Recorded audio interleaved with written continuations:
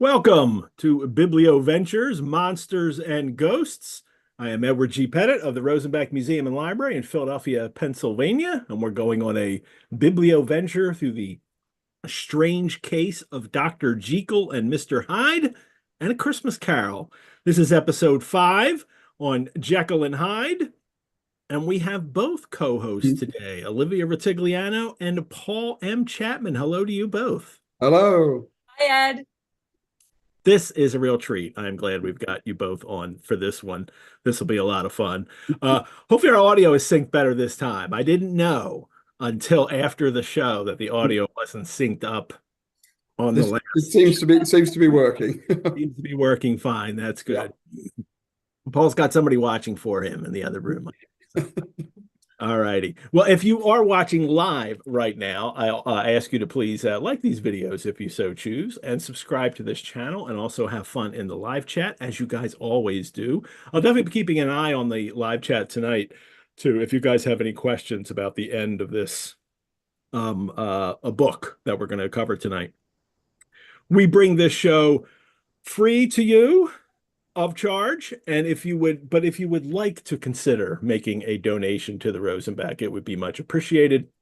If you have already donated or joined as a member of the Rosenbach, thank you so much, because that's how we get to do these shows for free, because of your support for the Rosenbach. So if you have not already donated or become a member, I invite you to do so. We are continuing also our special offer for new members. If you become a member on the day of a live stream of the show, you will receive an additional month added to your membership. That's 13 months. And so please help this show continue. We'll have some more to do. We still have Christmas Carol to work our way through. Before we start, everyone, time for cocktails. What am I drinking? Look at this. Look at this beautiful drink here. Every episode features a Jekyll and Hyde cocktail and mocktail recipes for all of you, designed by Jobi Zink, who is the registrar and associate director of collections at the Rosenbach, and a dandy mixologist. You can find the recipes in the YouTube description for the episode, and I also send out the recipe via email every week for those who are registered for the show. You can register at the Biblioventures homepage on rosenbach.org. Tonight, it's blood, smoke, and salt. Salted rim here, and blood oranges, and there's blood orange soda and tequila. Basically, and the rosemary is I lit it on fire beforehand and put it in there, and then covered it with a plate, so the glass would get smoky and that smoke flavor would be in there. But I also blew my pipe smoke in, because I've done that plenty of times, especially in one of those like snifters. Put smoke in there. Oh boy, that's great with a whiskey. But it's basically a margarita. So blood, smoke, and salt, or you could call it the Hyderita, is what I'm referring to it as tonight. My Hyderita. I didn't have a margarita glass in the house. It's short, just like Edward Hyde. I mean, that's the martini glass. Yeah. I would have needed a Hyde's little. The old-fashioned glass, exactly. Thank you. No, we don't have I like tequila, but I don't drink it much. But that's probably because my wife hates tequila, and so she won't drink it. So it winds up never being in the house. But very good. I am excited for that, and I'm excited to talk about the rest of the confession tonight with both of you. Before we do that, one of the things Olivia and I were talking about last week, Paul, was the names, and Hasty, and Olivia come across Hasty, and I was sure that I had, but I may be completely not remembering that at all. And you had sent me a message about this, and which is Hasty, maybe? Yes, this is a note that Leonard Woolf makes in the Essential Jekyll and Hyde, saying that Hasty may come from an ancestress of Alison Cunningham, Stevenson's nurse, and Stevenson actually, or in David Balfour's biography of Stevenson, the first biography, he makes a mention of this, and in Balfour's words, Alison Hastie, the lass at Lime Kilns who put David Balfour and Ellen Breck across the Forth, was, he told her, i.e. Stevenson to Alison Cunningham, an ancestress of hers. So it may be a kind of nod to Alison Cunningham and her family. I mean, the other thing that I personally think may be playing a part is it being symbolic, that the Lanyon is too hasty in his condemnation of Jekyll's unscientific experiments. So it could just be a little nod to his personality. In a story where their Hyde is hiding. Yeah. Mm-hmm. Exactly. Yeah. This is Stevenson's like most Dickensian naming venture. I mean, the characters do, they tell you who they are. Yeah. Without the other thing that you were talking about last week was the Edward. Yeah. Of Hyde, and I have my own little theory on this one that could relate to a gentleman who we've discussed before, which was W.E. Henley's brother Teddy. Teddy Henley, Edward Henley, Edward H. And as we discussed, he had a bit of a wild personality and was responsible for brawling in Philadelphia. So I just wonder if it's again a little Stevensonian joke at Teddy's expense. Maybe, because I don't know of any other Edwards that he knows, and that was the one that just leapt out to me and the fact that Teddy Henley was the leading man in the Deacon Brodie play. It just all fits into place quite neatly. Wouldn't be the last time an author had used a friend's name. A little fun at them. Exactly. I've been killed in a few novels and comics. Really? Yeah. Edward Pettit has. Edward G. Pettit has died. I was once I had a friend write a crime novel set in Philly, and I was a murdered prostitute killed by a serial killer, and my name was Edith Pettit. Oh. But yes, I've been killed by the Punisher as well, and the Wolfman. Oh my God. Yeah, so I've had some good killings. Some illustrious murders. Yeah. Well, and what a phrase to turn us to Dr. Jekyll and Mr. Hyde. Yeah, you get to know authors, and they'll kill you in their books. Yeah. Well, Janet asked in the chat last week, who will you leave your estate to if you should disappear? That's a good one. Well, I mean, I'm married. I mean, my wife gets everything, so clearly. But the issue with me is that nobody wants all these books. So, like I want all these books, but my books will be a burden for anybody else. So I don't know what's going to happen to them. Ed, you work for the Rosenbach. You can give them back to the Rosenbach. They all smell like smoke, man. All of my books, and I've talked to other book dealers like, yeah, I would never buy your books. So my books are smoky. I don't know. I feel like that lends a certain kind of patina to the experience. I like it. Yes, right? I open a book up. Ooh, that's great. A little pipe tobacco. It's nice. Yeah. Huh. We'll see. You guys all set though? If you disappear, have you put disappear in your will? Oh yeah, no. It's that one. My will is ironclad. There's no way a disingenuous inheritor is going to be making off with my millions. I'm smoking my pipe here too, and I also I was sharing on the Facebook group. There's actually a Jekyll Hyde cigar out there that I haven't bought yet, and I need to buy it. And there are pipes, and there's a Jekyll Hyde pipe where half of the pipe is rusticated and the other half is all smooth. I want to get that pipe. We'll see. Hope I do. But what I do have, and I've had this for a long time, I have my Jekyll Hyde cigarettes. Oh. That's cool. I like it. As you open it up inside, it's a trick. It's actually a little book of Jekyll and Hyde inside. That's adorable. Yeah, and it came in this series of and I've always wanted to just put cigarettes in it and then just walk around, and these would be the cigarettes I smoked very publicly. People would know, Jekyll and Hyde brand cigarettes, and it was part of a thing from Tank Books had put this out. And in the set, and the Jekyll Hyde was the only one I opened. That was the only one that I thought I might use. But there they all are. Oh, how lovely. Kafka cigarettes, Hemingway, Tolstoy, Kipling, Man Who Would Be King, Kipling. Mm. and Conrad, right? Heart of I love Darkness, it. Heart of Darkness cigarettes. Oh my God. That makes sense. That's really cool. I like that. So no death warning on any of these boxes. The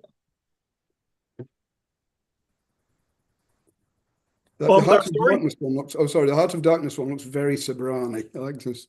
The kind of the black cigarettes with the gold filter tips. I used to love getting those. Yeah, they had the Sobranis had a rainbow one too. That was really nice. Yes. Yeah. Olivia's like, what? What are you? Cigarette? Yeah. I used to smoke Turkish specials. Used to get them special in special ordered. They were so good. All right, I'm sticking to the pipe now. Well, on with our story. We have shared a PDF, Lungs of Darkness, Janice says, yes.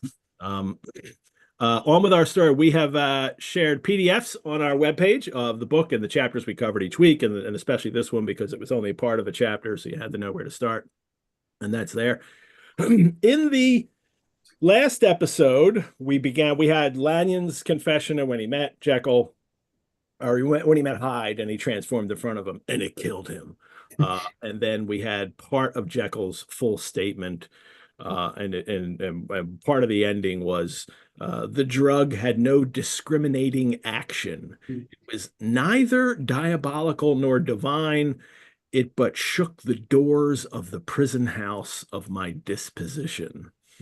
At that time, my virtue slumbered, my evil kept awake, by ambition was alert and swift to seize the occasion, and the thing that was projected was Edward Hyde. Now, I'm really going to challenge Jekyll on a lot of what he says in this, for the end of this. I think there's some really interesting things going on here in Stevenson's text.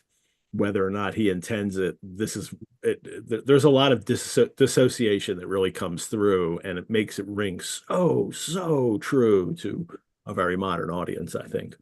But I really want to hear what you guys have to say today as well, and also you in the audience. So if you have questions, feel free to drop them in here. We were talking books, and Madeline wants to know if I've talked with Rebecca Romney about my books. Yeah, Rebecca doesn't want my books, I'm sure of it. So Rebecca's a great book collector and a great Sherlockian. I hope she'll be on a Sherlock Monthly episode coming up. So then here's where do we go here? I just completely changed the reading ability on my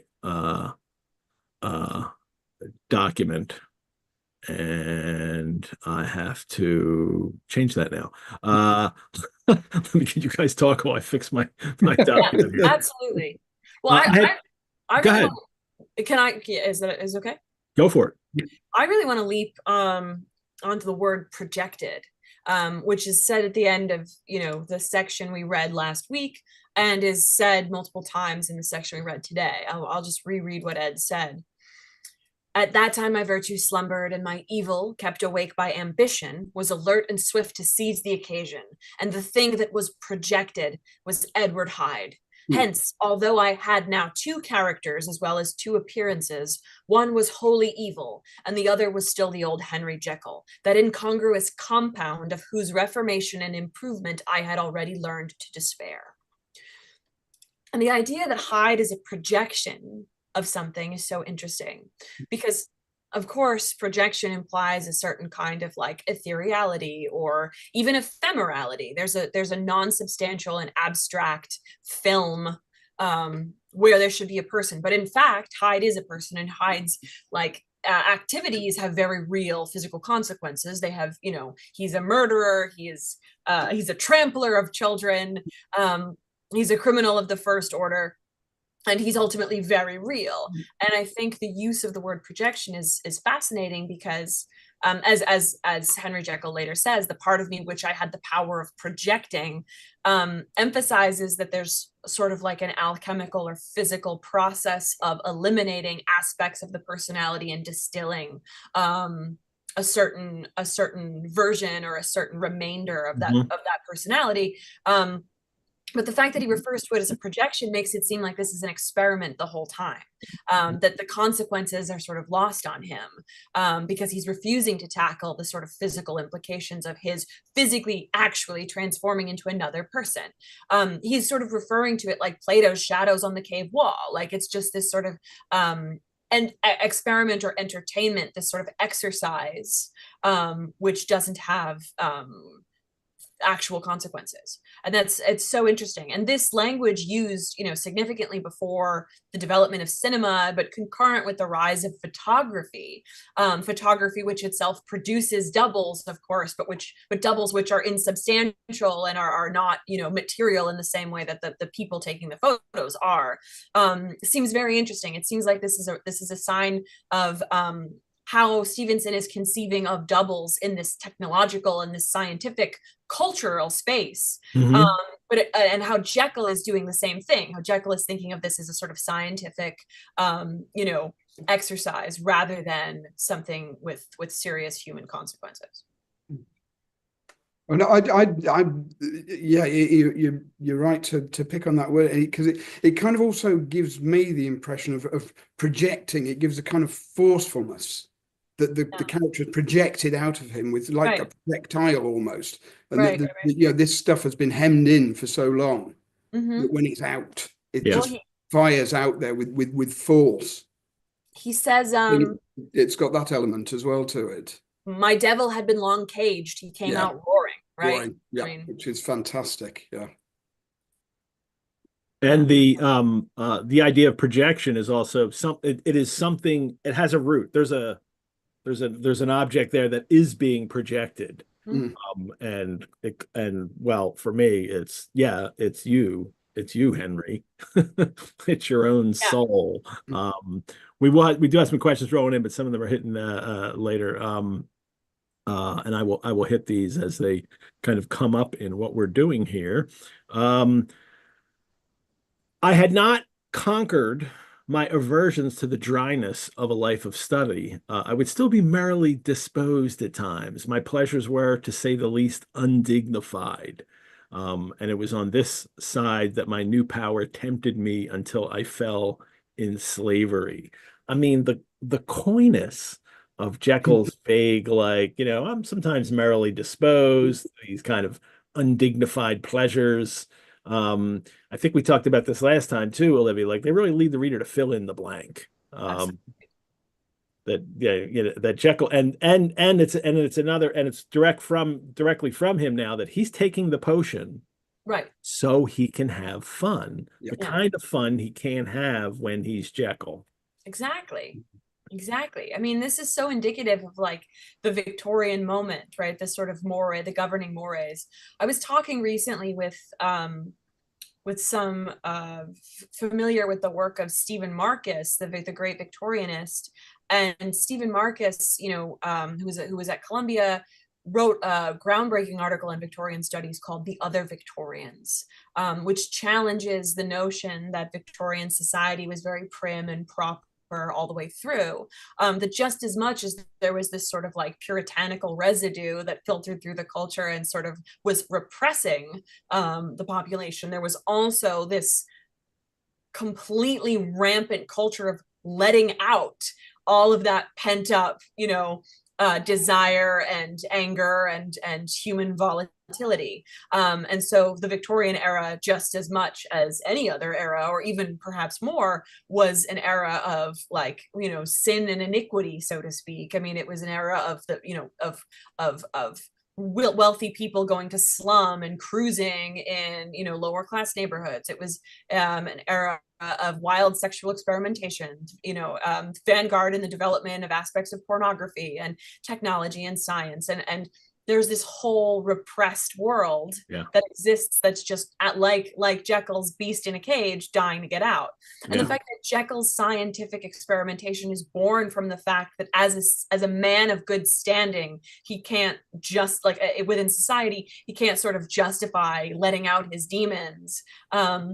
on a regular basis, then he needs to create an entire alternate persona in order to do that, is very reflective. It sort of provides this barometer of the Victorian cultural moment and the way that these issues might be resonant with lots of other people, and not just Stevenson in his own life, as he moved from a sort of very Presbyterian upbringing toward a more bohemian lifestyle. Yeah. Well, you've also got, I mean, with that period, it's this gradual process throughout society. You look at the period before, you got the Regency period, your King George and King Billy, and then comes the Victorian period, and yeah, we associate with Victoria, but of course it's probably as much as, if not more, Albert is leading the way to create this sort of society, and there was trying to hem in what was open during the Regency. Right. And was accepted in the Victorian period begins to get shut and goes underground more, or is less. People look at it and tut at it far more than happened in the period immediately preceding the Victorian age. So you've got this gradual creation of that society, which is then being really questioned in the 1880s, 1890s. And there's all these kinds of different, as you say, scientific, cultural movements, which are saying we're not going to live like this. Right. Yeah. It's going to change. Right. We don't know how, but we're not going to live. It's going to move, and obviously literature is playing its part, and that's one of the main importances of this book. I can't say it enough that how this small book has so many ideas and is such an important text for this period. And I was reading about its reception history. I mean, it was Stevens, even though it's so small, Stevenson had originally intended it for serialization, and then the publisher chose to publish it as a book. Publication was delayed because of the Christmas in 1885. It was supposed to come out at Christmas that year, but the holiday books, the booksellers had already taken in their holiday stock, and so they couldn't stock any new books. So the book was delayed until January 1886, and published as a single volume. And Stevenson had worked out like a nice royalty situation where he would get 1/6 of the profits for the first 10,000 sales, and in the first 6 months, it sold 40,000 copies, and 40,000 copies is amazing in any era, but it's fantastic in the Victorian period. But for the first 6 months.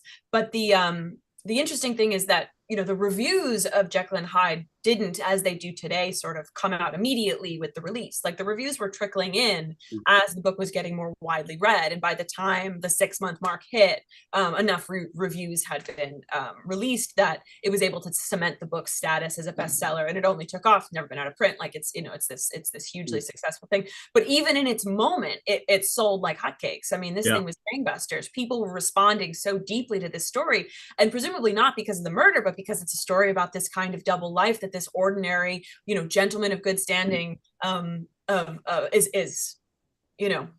himself living, or chooses to try to figure it out. And it sells that much in America as well, if not even more, and a dime of which Stevenson doesn't see, because he does for the official version, but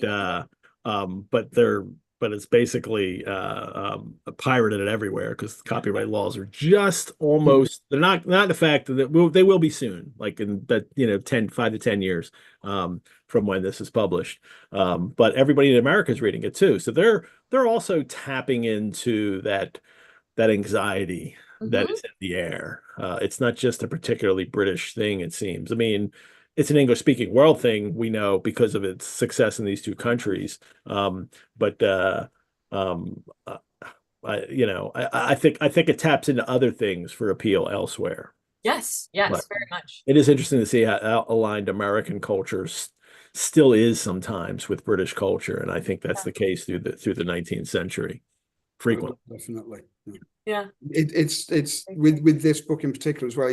He's putting out ideas which have been in the ether for a long time, but it somehow just gathers it all together, and it is the book that really just gets the imagination going. So he's building on stuff, as we've mentioned before, with Confessions of a Justified Sinner by Hogg earlier in the century, William Wilson by Poe, all these and Stevenson's own playing with double characters. You look at Treasure Island Long John Silver is a very double-edged character. So this it's a popular trope, and then this book just everything it crystallizes it all in one moment. Back Yes. to back to Jekyll. Let me get back to Jekyll here because Okay. I love this part. How he's at this stage of his game when he's just starting this. He's not like this is just fun and game. This is a lark. I smiled at the notion to think of him as Edward Hyde. It was humorous.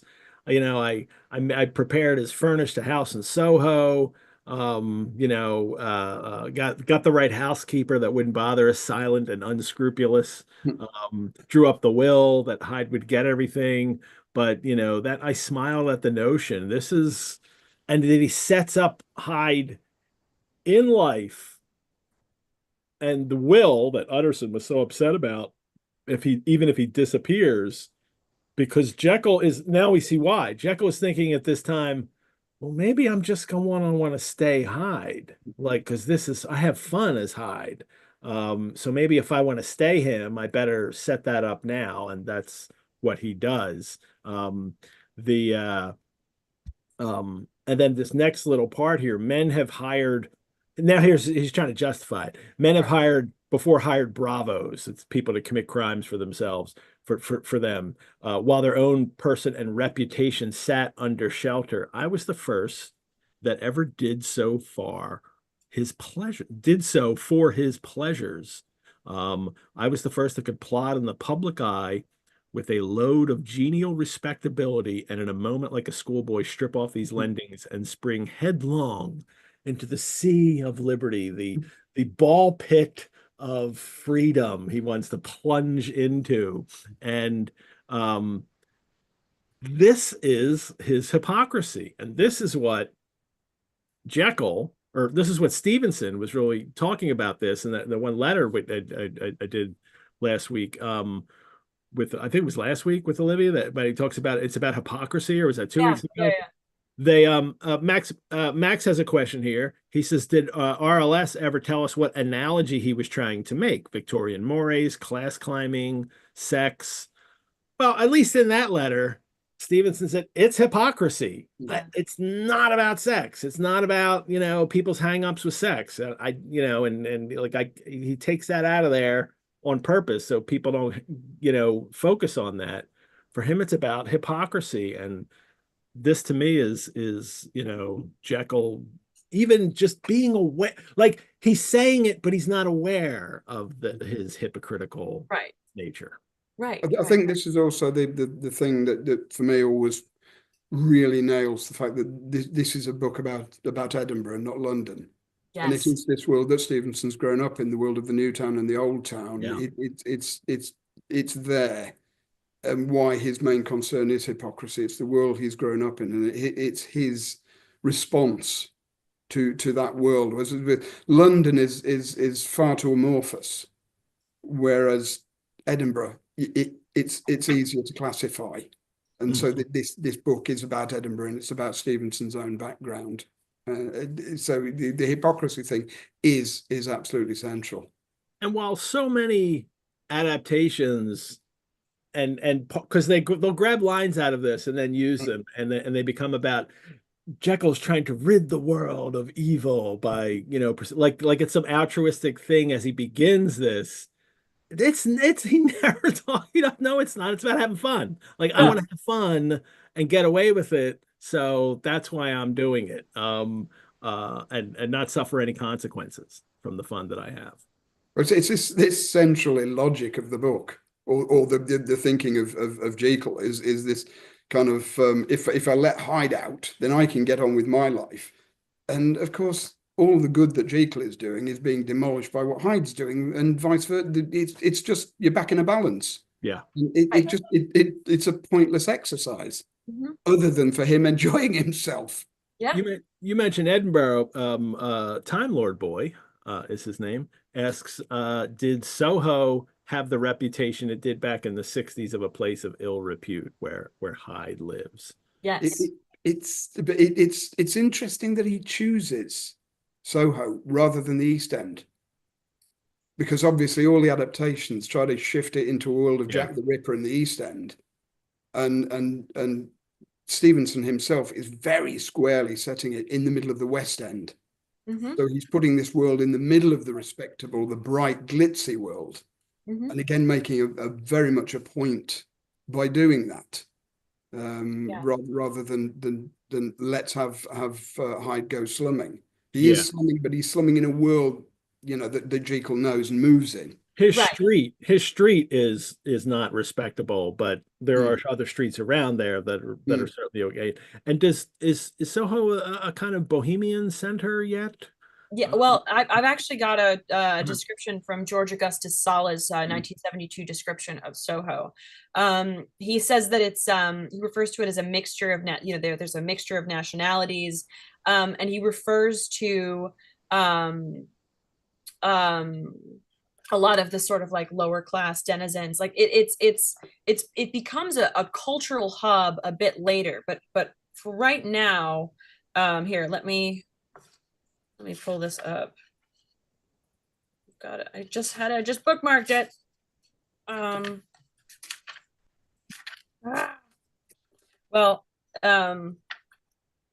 But anyway, it is an area with slums that he describes. And he says Arthur Ransom's account from another urban explorer. Arthur Ransom's account is written from the perspective of one who was a poor writer and a bohemian who used to frequent the cheap restaurants and bars of the area. Interestingly, he recounts his meeting with a real-life Jekyll and Hyde figure who was a banker during the day, but who put on a disguise and pretended to be a bohemian in Soho at night.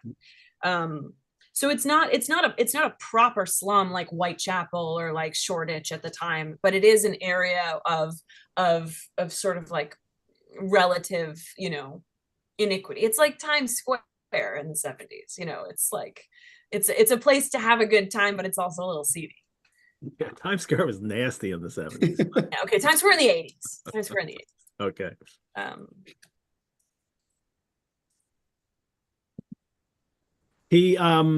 And now he's talking about what happens with Hyde once this is continuing, you know. And well, first Hyde was turning toward the monstrous as he keeps doing this. Turn toward the monstrous is what he says about him. I was often plunged into a kind of wonder at my vicarious depravity. My vicarious depravity. Note that he's not quite dissociated with it completely yet. He'll go back and forth. I'll have other examples of this too. You might have them too. This kind of first person thing that he can't seem to settle on. But Hyde, he says here, was inherently malign and villainous. Every act and thought centered on self, drinking pleasure with bestial avidity from any degree of torture to another. He was relentless like a man of stone. He was inherently malign. They asked this question: if Hyde is pure evil, I would think that he would have caused more harm. Yes, tramping a child and killing a man are horrible, but you know, is that worse than pure evil could do? Murder's the purest evil you can do, I think, you know. And Hyde doesn't get the opportunity to kill more people. But this also hits me too. It's like, if Hyde is inherently evil, well, then that just begs the question, where does he inherit the evil from?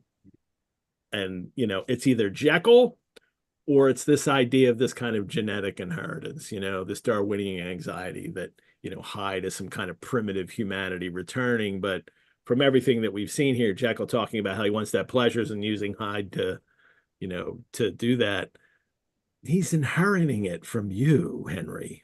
Right. You know, but this is the beginning of him kind of dissociating himself from it, saying like, it's him, he's the evil one, and I'm the good one, and then that'll blend and change. And right. And it also ties in with this suggestion that we get from Jekyll himself that Hyde's actions are growing. Yes. He's experimenting more. He's becoming more dangerous. yeah, And that's obviously worrying Jekyll deeply. He's enjoying himself, but he knows it's going to end badly. He's going off on these adventures, my Hydean adventures, you know. And I met with one accident when he tramples the girl, an act of cruelty to a child. And but then he realized, I can get out of it. And he also talks about, I can slope my own hand backward, and I had supplied my double with a signature. And then it's some 2 months before the murder of Sir Danvers, I had been out for one of my adventures. I mean, this is the way Jekyll's approaching it right now. And then he'll wind up, changing without the potion. But the idea of adventures as well. Rachel comments, I read it similarly to The Lord of the Flies. Interesting, as how would we behave given the license to unleash our primal selves? This is a point as well about what Jekyll's done here. And I think there was a suggestion in one of the quotes at the start of the show about, that I didn't release an angel, I released a devil. The idea, if he'd released an angel, it would have been a far less interesting book. But he sees that, the potential of it going either way.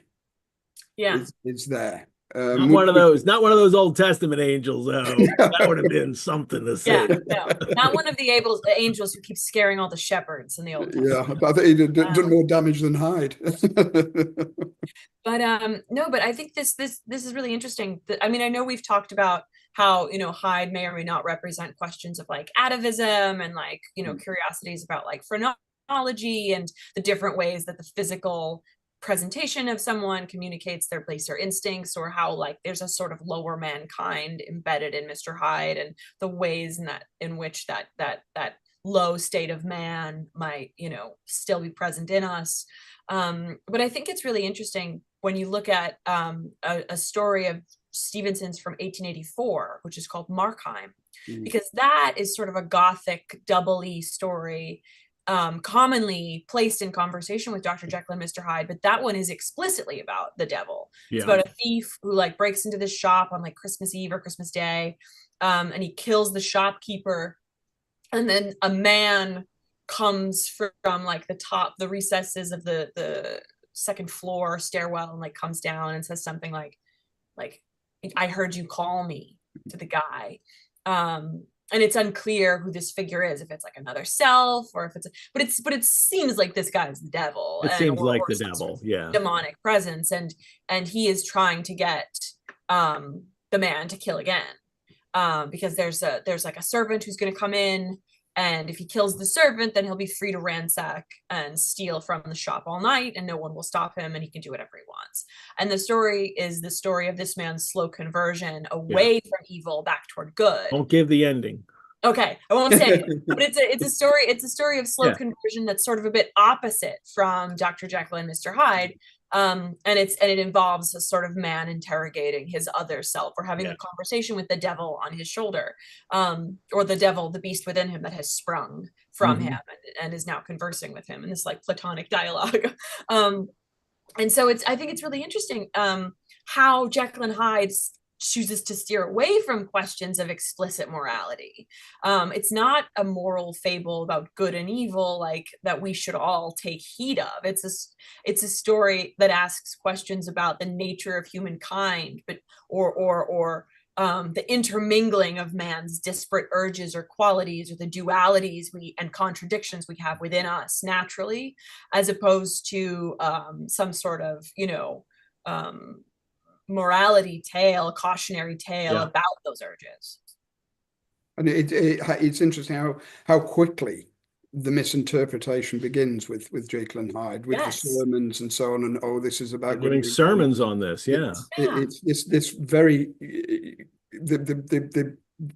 you wonder whether it's deliberate misunderstanding or just misunderstanding because the book is so complex, and the more you look at the language, the more complex it becomes. And obviously the adaptations, beginning with the Richard Mansfield, then begin to simplify the story, because that's the way the drama works. Right. And the complex ideas aren't so easy to get across in a melodramatic stage production. Yeah. So that all goes into the culture very quickly.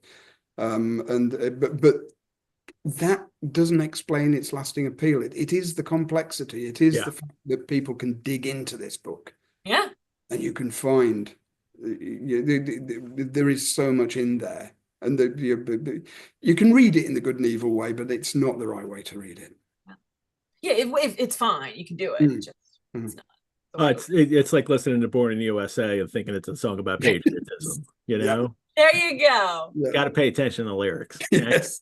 Born down in a dead man's town, the first kick I took is when I hit the ground is not a story about patriotism. Yeah. So, all righty. And end up like a dog that's been beat too much. So you spend half your life just covering up. All right. I could do Bruce. I could do Bruce all night, but I'm not going to. Because this is the first time that he changes now without taking the potion. He wakes up in the bed as Hyde.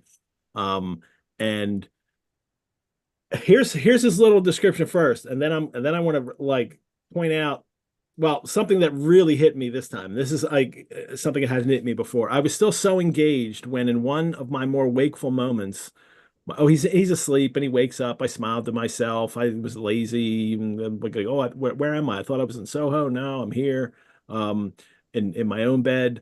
I was still so engaged when, in one of my more wakeful moments, my eyes fell upon my hand. Now, the hand of Henry Jekyll, third personing himself, as you have often remarked, was professional in shape and size. It was large, firm, white, and comely, but the hand which I now saw clearly enough in the yellow light of a mid-morning London morning, lying half shut on the bedclothes, was lean, corded, knuckly, of a dusky pallor. We'll definitely want to talk about that. And thickly shaded with a swart growth of hair. It was the hand of Edward Hyde. I must have stared at it upon it for near half a minute, and then realizing in wonder and terror that, oh my gosh, I'm Hyde. All right. If he's Hyde, and the way Hyde is usually portrayed, then he's Hyde. And he would wake up as Hyde. He is. But Jekyll, when he wakes up as Hyde, he's aware that he's Jekyll, and then he sees his hand has changed. Now, it's Jekyll. I think what this really points out is that Jekyll and Hyde are not two distinct psyches at work here. You know, it's just one person who wears this mask sometimes, and so if that's true, everything that Hyde says or does is just Jekyll saying and doing it in disguise. Yes, right? Exactly. It's truly just a disguise. It's nothing else. When I wore that form is how he, says it a little bit later, a couple paragraphs later. And this particular part of it hit me. This hadn't hit me before, but even that whole idea I'd been aware of. But I think I almost feel like I need to point it out because so many adaptations and Jekyll and Hyde in popular culture portray him as the separate personality, Yeah. Like that can debate, like it's Smeagol and Gollum debate whether or not to be good or evil, and then that one of the personalities, when one is in control, the other one is in abeyance, or completely unaware of what is going on. But what we get, and we get so many hints of this, that this is actually what's going on, and this is one of them, that he's always Jekyll or Jekyll in disguise. And I think that's the point that Stevens is trying to make frequently. Here's the question I had from last week. Time Dalla asked, when the guilty and the innocent are housed in the same body, how do we punish the guilty without punishing also the innocent? And I think that that's the fallacy that has come about in pop culture to this story, that it's not the innocent and the guilty housed in him. They're the same. Jekyll's responsible for all of this. And he has chosen to mix this potion to do this experiment in the first place. So therefore he's culpable. Yeah. Lauren says, so Kristen actually said, who do you think is more self-denial about their culpability, Jekyll or Victor Frankenstein? Victor is way more in self-denial because he's really to the end. He even has a moment at the end where he's like, go on, take my knowledge and go on. He can't get over it that he's the one that's caused everything. So I think it's Frankenstein. I agree. I agree completely. But watch Sundays with Frankenstein, all I think 15 episodes of it on our YouTube channel, and you'll hear a lot more about Frankenstein's culpability, as we talked about a few years ago. Lauren says this chapter is dense with so many ideas. Some of them seemed contradictory to me. Yes, and they are, and they're contradictory from Jekyll. As that was that on purpose to show his confusion, or RLS using track in a way, or of course, mean just not understanding. It's not you not understanding. I think it's constructed that way. I don't know if it's Stevenson consciously constructing it that way, or letting this character express himself in ways that he would express himself. And, authors kind of lose control sometimes when that happens. And the character just says what they're supposed to say because of the way he's put it together. Or it's just the brownies. It's Stevenson. I think my feeling on this is it is all very deliberate. This book is so constructed. There's so much thought gone into it, and the language is so careful that the way he has Jekyll disintegrating in this chapter is just incredible. It's just a writer in total control of his material to me, and it's very carefully when he uses I, when he uses my, when he uses him, he, and then goes into the third person. Yeah. It strikes me as all very the deliberate work of a craftsman.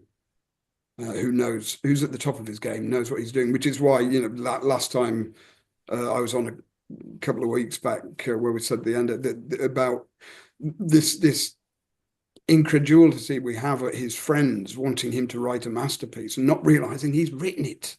Mm-hmm. It's here. And it's an incredible work. I was reading one of the reviews that were published, and I was struck. The Times, this is the review of it in the Times, January 1886. Nothing Mr. Stevenson has written as yet has so strongly impressed us with the versatility of his very original genius as this sparsely printed little shilling volume. Mm-hmm. From the business point of view, we can only marvel in these practical days at the lavish waste of admirable material, and what strikes us as a disproportionate expenditure on brain power in relation to those tangible results. One of two things: one, either the story was a flash of intuitive psychological research dashed off in a burst of inspiration, or else it is the product of the most elaborate forethought, fitting together all the parts of an intricate and inscrutable puzzle. The proof is that any connoisseur who reads the story once must certainly read it twice. Mm. That's kind of praise and damning in the same way. It's I know, I find it qualifying it all the way through. I think it's so interesting because it's like a little Jekyll and Hyde in its construction, right? Like it's, either it's this or it's this, but it's like, no, it's both at the same time. Like, we know that it came to him in a dream. We know that he had a dream of someone, transforming into someone else, and it was horrifying. And then we also know about his like meticulous work as a craftsman in putting this all together. And so like why, the fact that the two sort of can't coexist as as a sort of example of genius production is really interesting. That and that's the review. That's like the first review. It's interesting as well with the talking about the waste of materials and so on, talking about the standard novel, and it is this thing where it's a real breakaway from the tyranny of the triple decker. Yeah, and it at that level it's great that Stevenson was so friendly with Henry James, who described the triple decker as a shapeless baggy monster, and it is this trying to move. And Stevenson again does this so successfully in this, and uses as we've discussed before the outward form of a shilling shocker, which makes it even worse to some people that this is a masterpiece. It shouldn't be in their view, but Yes. Claire had asked a question. We could jump back to this for a second. There's an angel guarding the tree of knowledge. Was RLS trying to bring that to mind with this kind of angels, demons thing? Yeah, he's just grown up, and he's been so imbued with this kind of religious fervor and these religious ideas when he's young that none of that's kind of out of him. He says I can't remember where at one point he does say something in a letter about how he's still like that old fire and brimstone Presbyterian still in him. He can't get rid of it, even though Right. like by the end he's an atheist, but he can't get rid of that kind of thing. So it could be. I mean, anything like that could be in there. And he doesn't. There's always going to be with someone brought up like that, and you do get a sneaking admiration almost of the Puritan. Yeah. Will come out, as well as the love of the kind of the Yeah. wild adventurer and so on. But he he's obviously got no time for hypocrisy, but the kind of the true Puritan, the man on a mission, he's got a sneaking admiration for that. Yeah. And that's again coming from the background. If you are brought up this way, it takes a heck of a lot to knock it out of you, if you can. He says, he also says here that I want to get back to that the hand. The hand is it's apish, but it's also he also is specific about the dusky pallor that it has, that it is dark skinned. I'm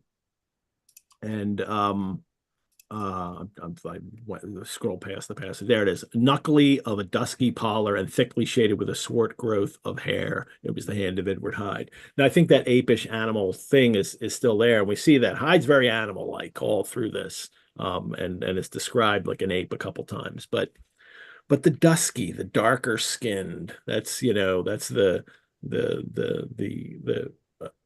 part that's that's that racist idea that it's the darker people who aren't as civilized and who are more savage than the rest. And I'm not saying that's what that Stevenson would think, because that's certainly what Jekyll would think, and that's certainly how he would imagine his own evil projected. And with Stevenson himself, you just look to later in his career and his work on Samoa. Yes. Yeah. They go ahead. Do you want to? No, I feel like we should rehash that a bit on this. Sure. Interesting. No, I'm not an expert. Paul, do you want to go? Yeah, but when he moved to Samoa, towards the end of his life. Well, I mean, tell people at the end of his life, all his health problems and all, and then and finally figures, they're taking a cruise in the South Pacific, and he brings me to life. He finally feels better. He's not spitting up blood every other day, and it fits in. He's living the dream almost in a way of his own adventures, and settles in Samoa and goes to Samoa, settles there, but then becomes embroiled in the world of colonialism, i.e., fighting against. There's a civil war in Samoa, and particularly it was the German attempt to really muscle in on Samoa. The British and the Americans were involved as well, because all have interest in the South Seas. And Stevenson, as he lives amongst the indigenous population, and comes to admire them, and he fights for them, and he knows he's got a voice. And he writes, to the Times regularly about the problems out there, and the problems that colonialism is causing, and that traders are causing there as well. And one of his strongest books is The Beach of Faleza, one of his later books, which is it's as great as anything that Conrad would put out in discussing this sort of world. So he becomes very wrapped up in that. So the idea, I agree with what you're saying there, Ed, that I think even before he moves into that world, he hasn't got time for the colonial view. That this is Jekyll's. This is Jekyll's white patrician view. That this is what the evil side would look like. It's his little imp almost. It's that side of things coming out, and maybe Stevenson is also making a point here, a subtle point about this. I'm looking forward to reading all of his late literature, which I have. That's what I haven't read yet. So the Faleza is just it's brilliant, and again, it's a short book. Yeah. He just had this genius for You know, putting Dylan aside the Thomas idea. rewrote it. You know, Dylan Thomas rewrote it. Dylan Thomas wrote a radio play of it and then decided to rewrite it as a novel. The radio play, I think, didn't air. So he said, oh, I'll just write it as a novel. And so there is also a Beach of Falaise by Dylan Thomas. And it's just Stevenson's story that he rewrote. That's remarkable. I didn't know that. All right. The character of Edward Hyde became irrevocably Mayan. This is when I wore that form. And this is, you know, this is like Jekyll's fooling himself here, right? Because the character of Hyde is the secret character of Henry Jekyll. His, you know, it was already yours.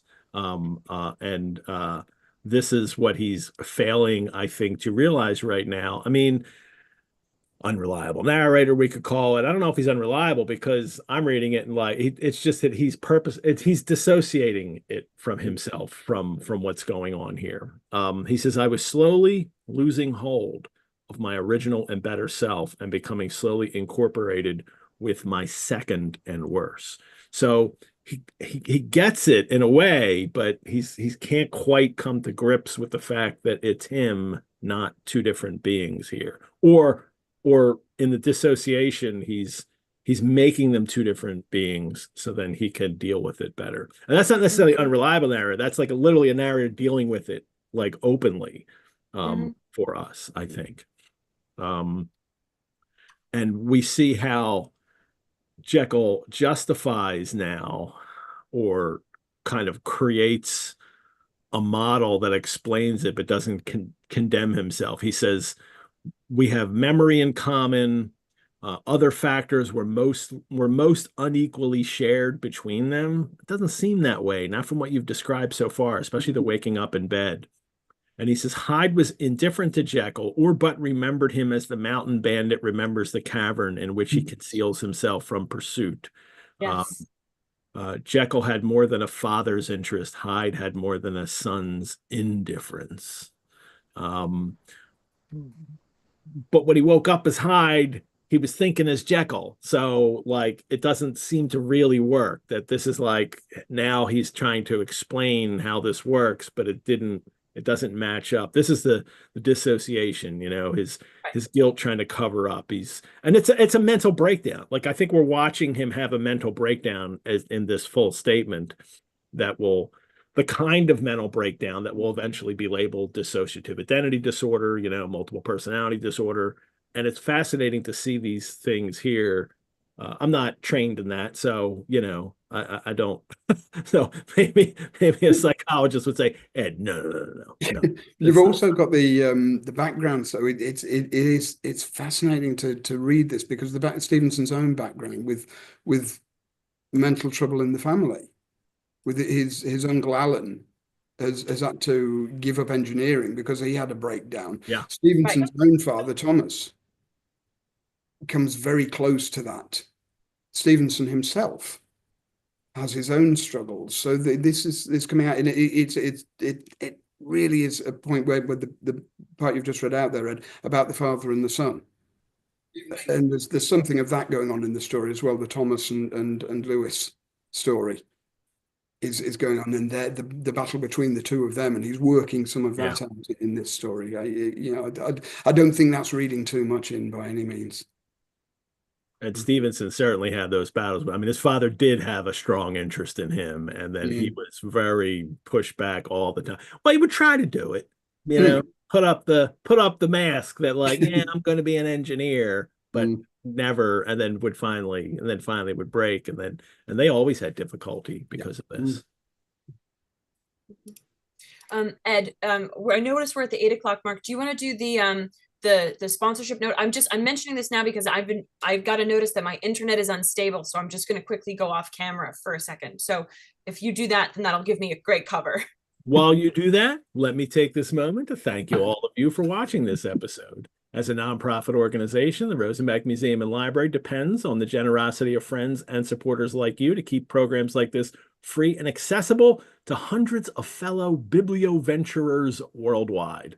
I hope you will consider supporting the Rosenbach and this show by donation, which you can do at our website, or by becoming a member. Membership gives you free museum admission, discounts on programs and courses, exclusive invitations to member-only events, and early access to registrations. You can learn more about how to become a member on our website. Thank you to all of you who have donated or joined as members and helped us all take this Biblioventure. And we are still running a special offer for members if you become a member the day of a live stream of the show. So this is being live streamed on 10/21. If you become a member on 10/21, you get an additional month added to your membership. If you can't do it until tomorrow, wait till next Monday, and then you'll get the extra day added on when we live stream the next show on 10/28. There's lots of great programs and courses at the Rosenbach, both in person and online. And one of the nice things about being a member is that you get early access to register for those things. And many things sell out. 6 of our courses have sold out already, for online courses, and this show won't sell out because it's open and free. But some things will. You can also join us on the Facebook group page that we have, Biblioventures, Monsters and Ghosts, for lots more info, news, links, conversation, and fun about the stories we're covering. We're posting about Jekyll Hyde now. When we start A Christmas Carol, I'll be posting about that. You can always write to me as well at epettit@rosenbach.org. That's EPETTIT at rosenbach.org. I love to hear from our audience. Paul, Yeah. This is from Claire. Which is the true disguise, though, Jekyll or Hyde? That's becoming evident for me. I mean, his disguise is Hyde. That's how he's hiding. And Stevenson can't tell you any more clearly than he's Hyde. It's, well, you could say it's Hyde hiding inside Jekyll, but I think the text, when you really pull it apart, shows that it's Jekyll using Hyde to disguise his own merry dispositions, which have now come to be murder. I mean, that's the question to ask, really. Because Hyde well, we'll get to it when we get to the murder, because it's coming up soon, right here. But first, he says, he uses the addiction comparison here. He takes a break. He's like, I want to take a break finally. I think this is too much. So he takes a break. And this we know from the Utterson story, where Jekyll's suddenly back and he's socializing and he's being real good and philanthropic. But Jekyll also points out, I neither gave up the house in Soho nor destroyed the clothes of Edward Hyde. So he's just closed up the cabinet of his bar, and he could open it at any time. What's that? The way that's written, there's the scenes before that is where Jekyll says, yes, I preferred the elderly and discontented doctor, surrounded by friends and cherishing honest hopes, and bade a resolute farewell to the liberty, the comparative youth, the light step, leaping pulses and secret pleasures that I had enjoyed in the disguise of Hyde. I made the choice perhaps with some unconscious reservation, for I neither gave up the house in Soho nor destroyed the clothes of Edward Hyde, which still lay ready in my cabinet. So you've got that. I mean, if that isn't kind of the hypocrisy. Yeah. But there's also, I mean, I just love the bit about, bade a resolute farewell to the liberty, the comparative youth, the light step, leaping pulses and secret pleasures. It's like he's bidding farewell to a lover that he doesn't want to leave. It's the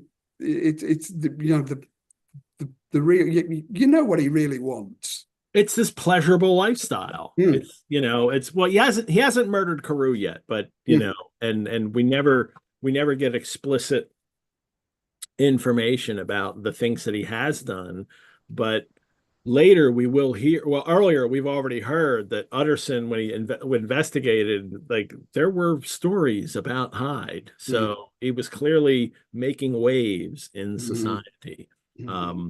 So let's hope that Olivia can launch that one.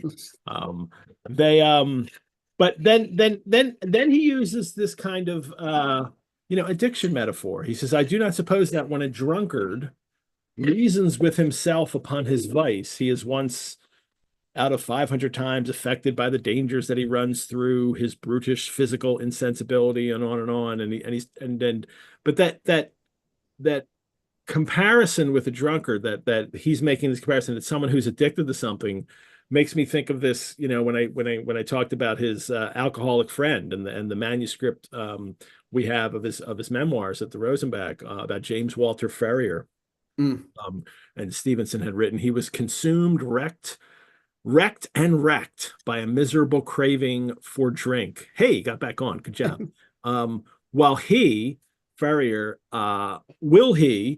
I have still to ask myself as I write these words, will he outlive the tendency and become a conscientious and kind gentleman as we know him in his sober hours, or will he go downward to the sponge and the buffoon? Balfour included that in, an edition of Stevenson, but what he didn't include was this, that a man can be in one envelope two creatures so widely different and yet each in its own way and to a different criticism so engaging is one of the puzzles of my life. That's the dual life that he's been battling with. He's been thinking about his whole life, about people he's known, and he's putting it in other books and other stories. And here he's kind of come up with this masterful way of dealing with this dual nature, and then comes up by saying it's really not dual, that it's, it's you, and maybe you need to be careful about how you suppress some of you, because when Hyde is suppressed and now he comes out, he says, my devil had long been caged, he came out roaring. This is what I mean about Stevenson as a writer. That line is brilliant. Yeah. It's also really interesting to think about. I mean, there was a question that was asked earlier that asked about like the situation when someone is guilty of a crime, but part of them is innocent of the crime, or that they're not all completely bad, and like how are they to be judged for something that they did that occupied a certain part of their psyche or their self. And like talking about this, I mean, what Stevenson writes about this moment is so interesting, also because in that same in like 2 years after he writes Jekyll and Hyde, he covers the war in Ireland at the time, and he writes this essay called Confessions of a Unionist, which is like I'm just reading a quote, but he protests against like treating crimes lightly. He says unmanly murders and the harshest extremes of boycotting. And then he argues that this is to defeat the letter of the law and to invite anarchy, and that over sentimentalizing individuals in this situation, criminals in this situation, leads to anarchy. And it's such an interesting non-sympathetic view of this question that he poses in Dr. Jekyll and Mr. Hyde. But then again, the way he handles Jekyll suggests maybe that there are some sort of thematic through lines from 1880s, his opinion in 1885, 1886, to his opinion in 1888. Mm-hmm. He has this moment too where he's going to there's this family and these women who are living in, I think, is it in Ireland, and they're being besieged by I think they're being besieged by the Catholics and the Irish there, and we have to go and save them, and he's ready to head off himself and with his family, like, we're going to go off, we're going to fight, and we'll give our lives if we need to. And of course Fanny's thinking, whoa wait but the political question that he winds up kind of on the side of more the conservative side, fighting against the anarchists who want their control, or the people who want their control and their own self-livelihood.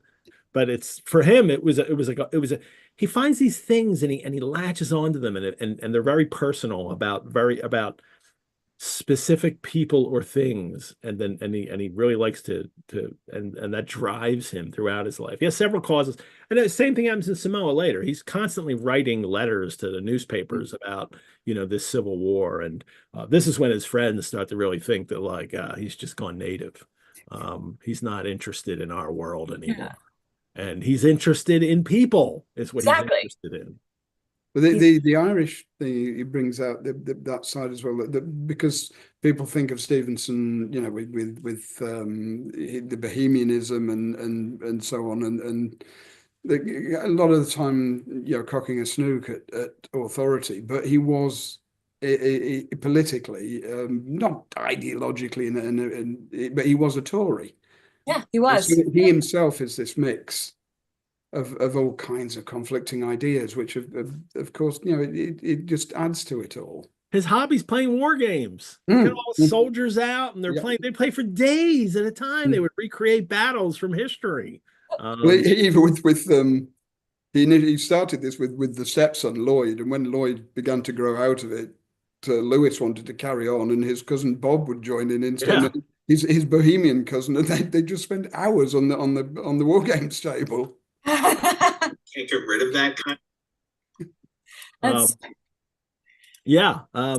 So there are these like the works he's creating. There's he's a real person, and you've got to take into account all these different views that we would maybe be surprised at sometimes, but Jekyll right now, this is a paragraph that he really starts to go into it.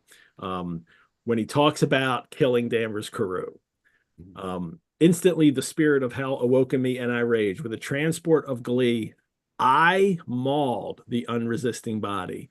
I was suddenly in the top fit of my delirium. I saw my life to be forfeit. I ran to the house in Soho, destroyed my papers. Then I set out through the streets to get home, and then he suddenly goes to Hyde had a song upon his lips as he compounded and as he drank the potion to turn himself back into Jekyll. Henry Jekyll with streaming tears of gratitude and remorse had fallen upon his knees. And then a sentence later, I saw my life as a whole. He can't figure out who's I and who's he, and he's completely confused at this point. This is the mental breakdown that he has gone through, or is going through. Because he is both I and the he at all times. Like, no matter who he is, primarily there's still an other. When that switches, it's just constantly in flux. And other times he's trying to tell us that Hyde is a he, and I'm separate, and we're two different. And then other times they're completely mixed together. And this is the confusion that can arise from it. But it just, if you read it carefully, you recognize that he can't figure it out himself. I wonder with this whether as he's writing and reliving the experience, he's getting caught up in the moment. Yeah. And it's just if this is kind of almost automatic writing. Sure, it's his memory. He's slipping into it, and it's such an intense experience. The memory is from his viewpoint, from his eyes. Like he's watching himself destroy Danvers Carew. So it is I in his memory, of course. And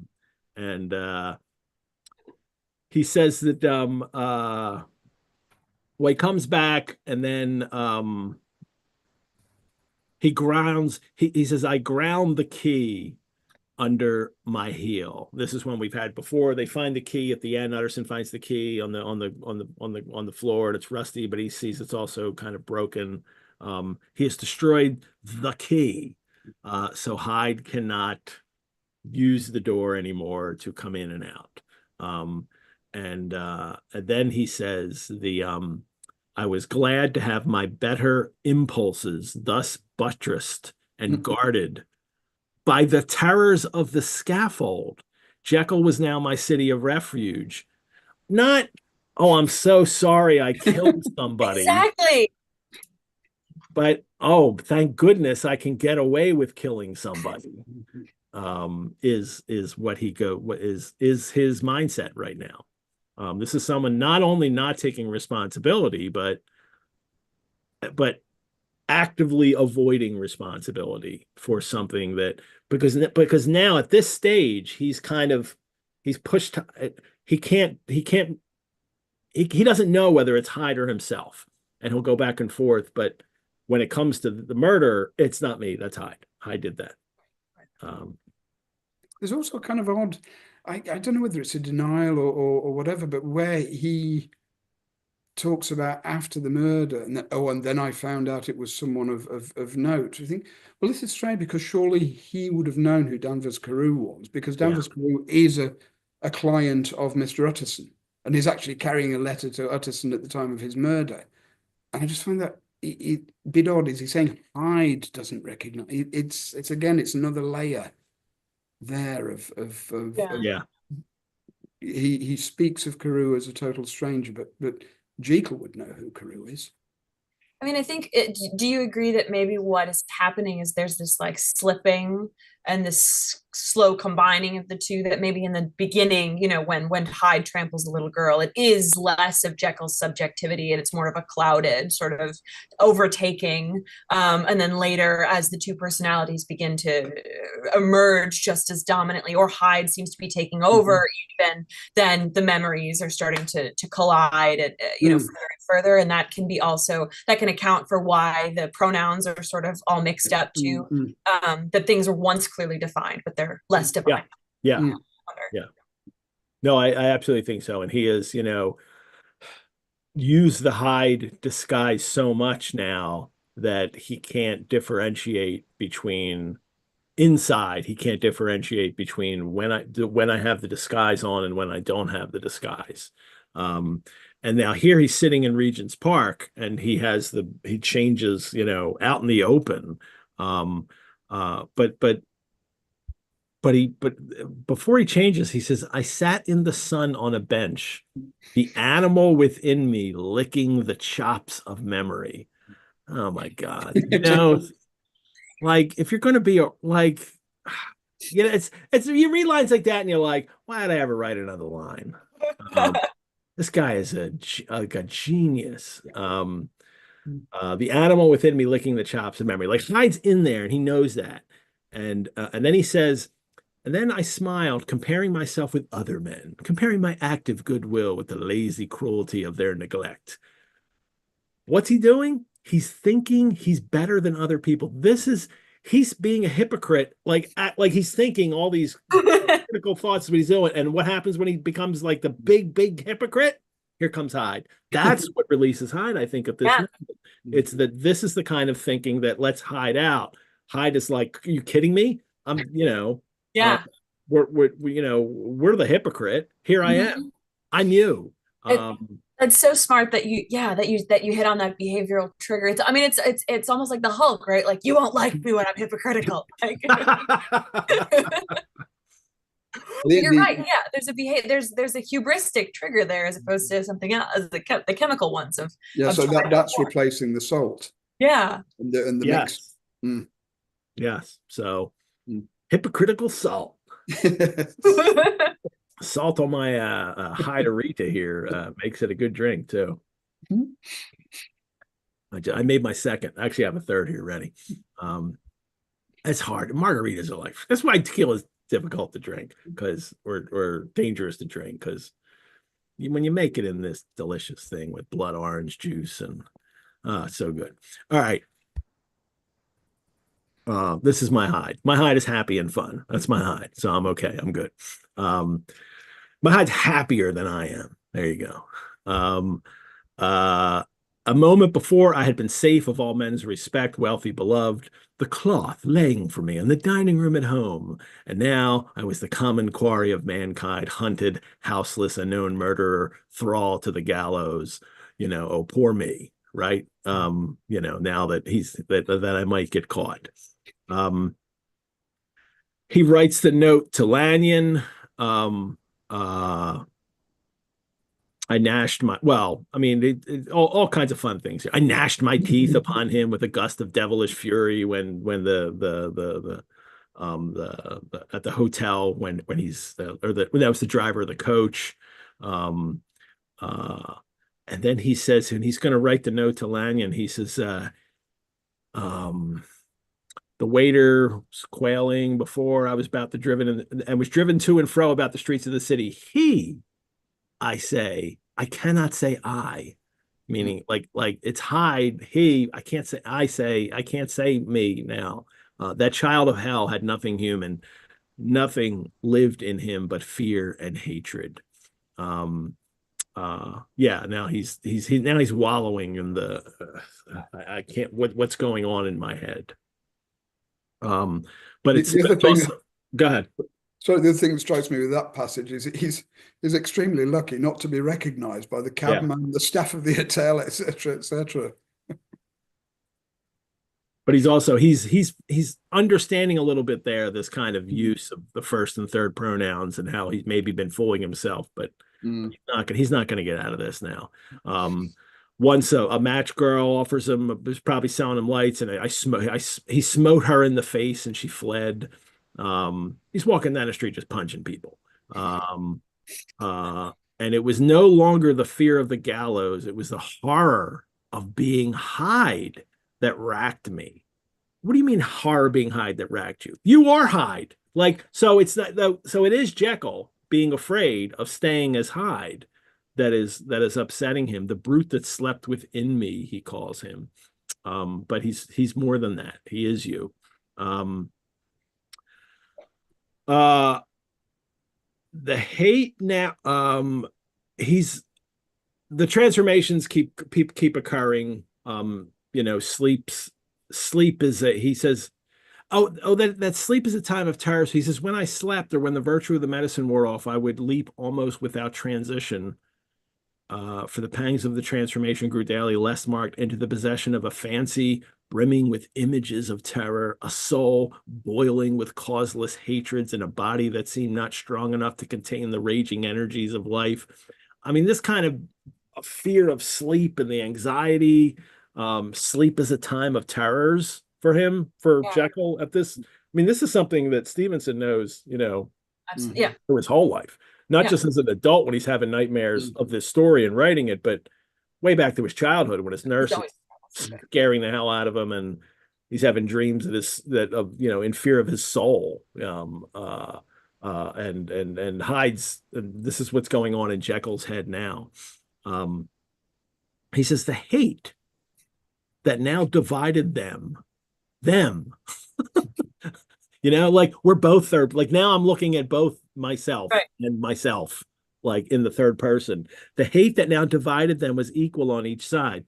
The deformity of that creature that shared with him some of the phenomena of consciousness and was co-heir with him to death. And then he goes into this, like, this is like right out of weird fiction, right? This something not only hellish but inorganic.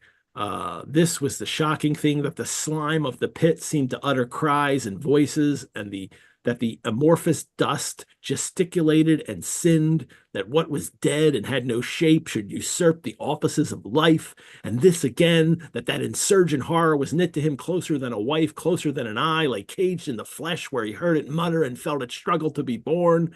And at every hour of weakness and in the confidence of slumber prevailed against him and disposed him out of life. I mean, this is, on the one hand, this great fire and brimstone sermon that I would love to hear. And not agree with, but I'd love to hear it. But also what develops later in this kind of weird fiction market and kind of culminating in Lovecraft, except Lovecraft couldn't write a sentence like that to save his life. But like I think this section, particularly the first half of what you've just read there, I think this is what inspired Arthur Machen. Yeah. With the story in The Three Impostors, called The Novel of the White Powder, because basically the creature almost that's described there is what happens in Machen's story. He takes Jekyll and Hyde and totally reworks it, and has this happen to someone who appears innocent, and it's purely accidental, and they go right down the evolutionary scale, and it's also, you know, there's an occult explanation as well, but it is definitely, as you say, this is from the textbook of weird fiction. Yeah. Yeah. And it is the novel of the white powder is the logical extension of that. And it's an homage to Jekyll and Hyde, and it's also having fun at the expense of Jekyll and Hyde as well, and because the whole book is it's horror and humor perfectly mixed, and you know that Machen loved Jekyll and Hyde, and that's why he's able to play with it so well. Jekyll needs Hellboy to come in right now and save the day. You know, these amorphous shapes coming like, and all this. I mean, this is, you know, this is the occult world right here. I mean, it's not. It's actually imagery and metaphors from, you know, this kind of, you know, these, you know, Christian horror stories that he's heard, that he's pulling out here. And Hyde, as he keeps turning into him now, and he can't stop this. Oh, here's an interesting thing that he doesn't really talk about the incident with Lanyon, and I'm surprised, right? Because it's a big incident. But I guess it's just because we've had the story exactly from Lanyon, but I was expecting from his point of view. And he brushes over it and doesn't tell us what that was. I don't know why.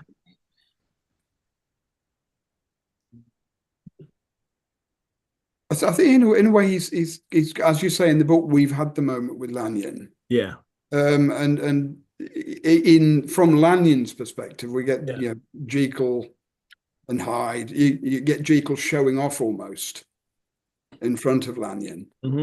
And you know, maybe Jekyll Hyde doesn't want to revisit that moment, but then again he's not worried about revisiting the murder. So it is an odd thing, because Lanyon is so much a really huge figure in his past. Yeah.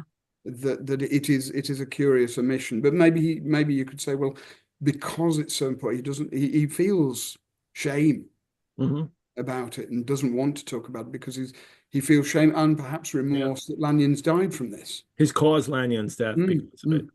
Yeah. So it would make sense that this is the thing that, you know, like I don't know, has to describe the murder because it's the worst thing that he's done so far, and as you pointed out, it kind of takes over, you know, in the recounting, that he kind of can't help it, but maybe the Lanyon he's going to really suppress here. Well, Hyde, or Jekyll, is hence the ape-like tricks that he would play me, as he's talking about Hyde, scrawling in my own hand blasphemies on the pages of my books. You know, we saw that Utterson found the you know, the religious texts with blasphemy sprawled in them, destroying the portrait of my father. And then he says, but his love of life is wonderful. And Hyde also, he says he fears my power to cut him off by suicide. That's interesting that, you know, that well, because he does commit suicide at the end. So, but and we'll talk about it at the very end. But Hyde's vandalism, I find, you know, fascinating here. That this is all he's left with because he's trapped in this room that he can't leave out. So I'll just scribble in his books and, you know, destroy things inside here. And again, it's probably suggestive with Stevenson himself that one of the other things he destroys is a picture of his father. Oh, thank you for pointing it's that thing is picked, and it again suggests Stevenson's own troubled relation with his father. That ambivalence that he has thinking about it.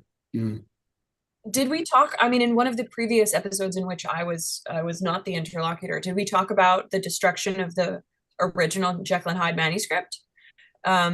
Because there were two Jekyll and Hyde manuscripts, one of which, you know, they didn't exist concurrently. But Stevenson wrote Dr. Jekyll and Mr. Hyde and gave it to Fanny and friends to read. And Fanny in particular said it was like one of the most revolting things she'd ever read.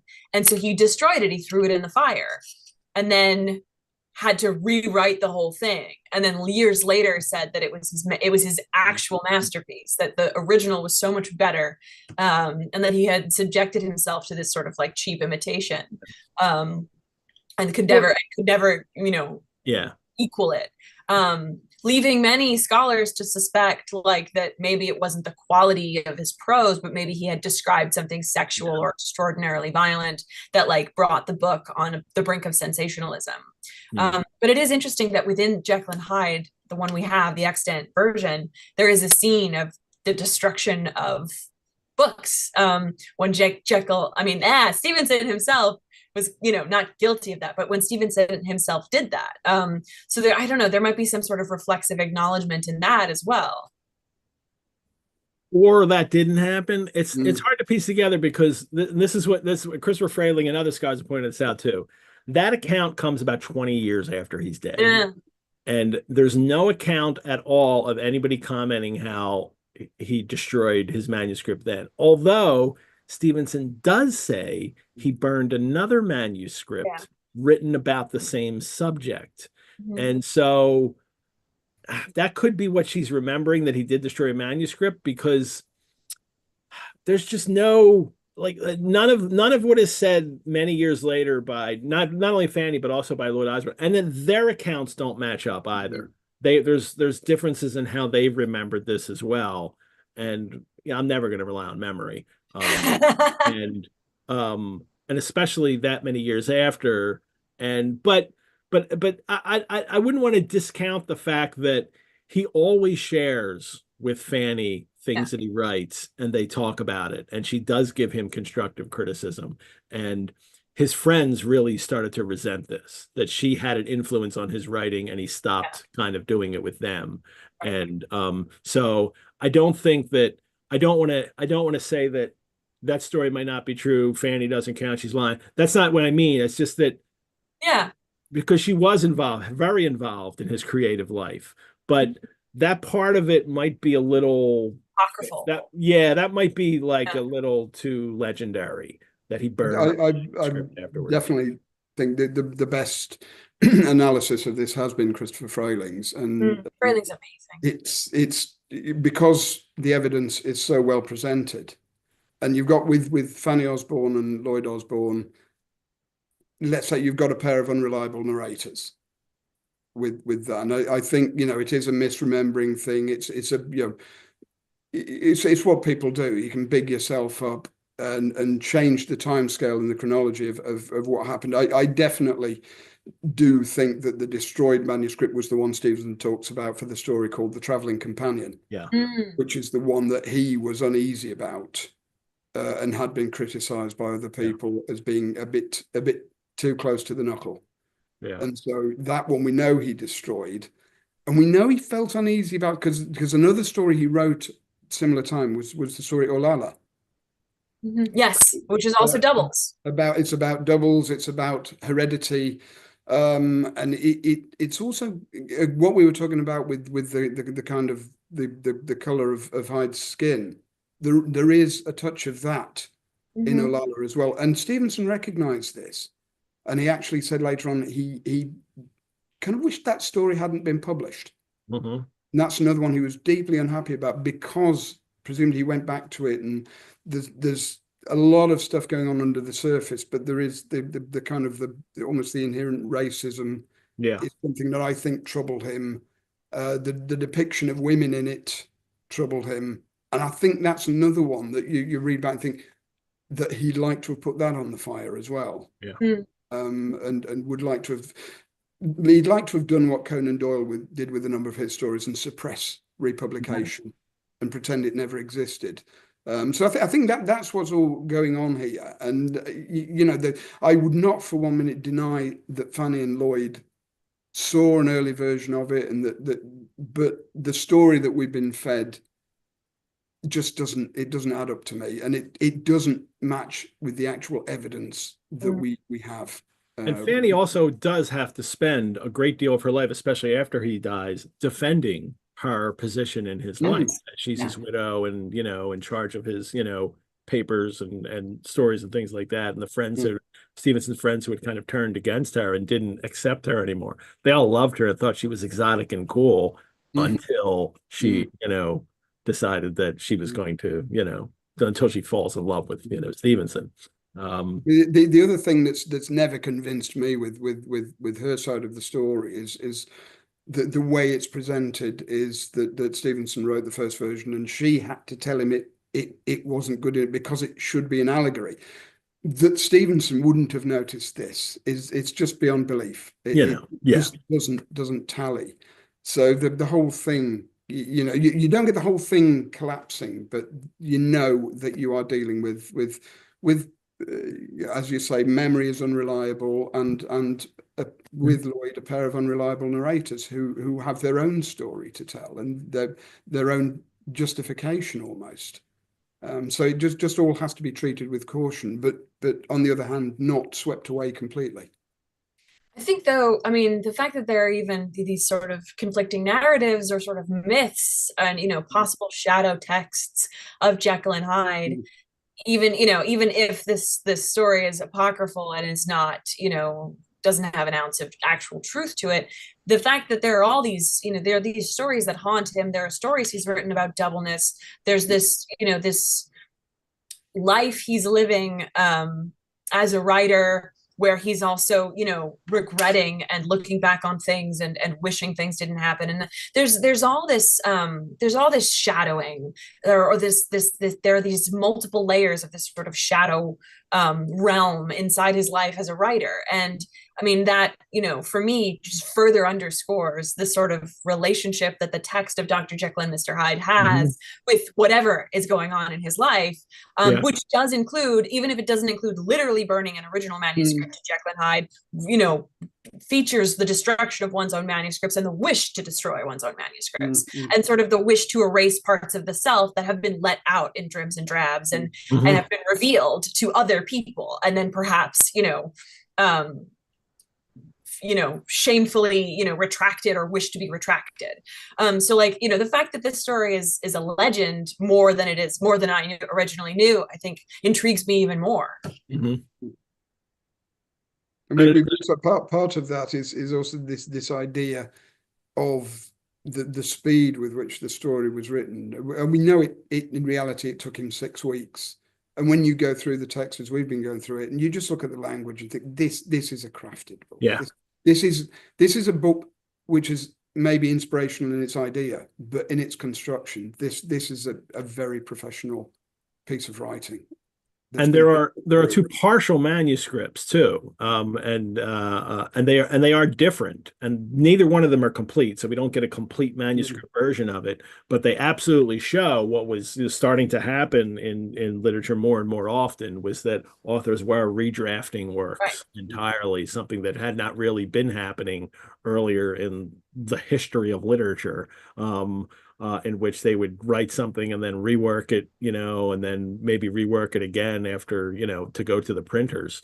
Stevenson's doing that he put a lot of care into this.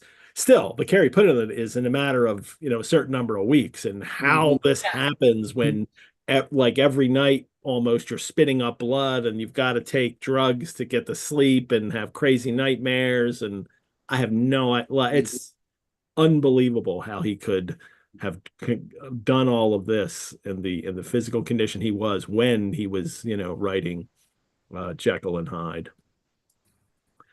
Let's get to the end. He had the new salt has failed him.